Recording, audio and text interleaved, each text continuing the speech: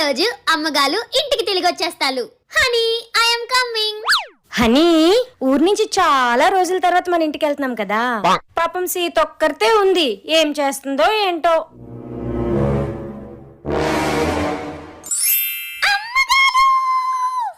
సీత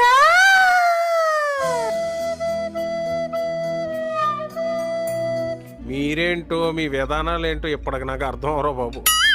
అవునే సీత, నేనంటే మా ఊరెళ్ళి వస్తున్నాను, నువ్వెక్కడి నుంచి వస్తున్నావు? మీకేనే టూల్ ఉంది, నాకు లేదేటి. నేను మా ఊళ్ళెళ్ళాను. పోన్లే, మంచి పని చేసావు గానీ 10 ఇంటికి వెళ్దాం. సీత తాళమివ్వు. తాళం లేదు.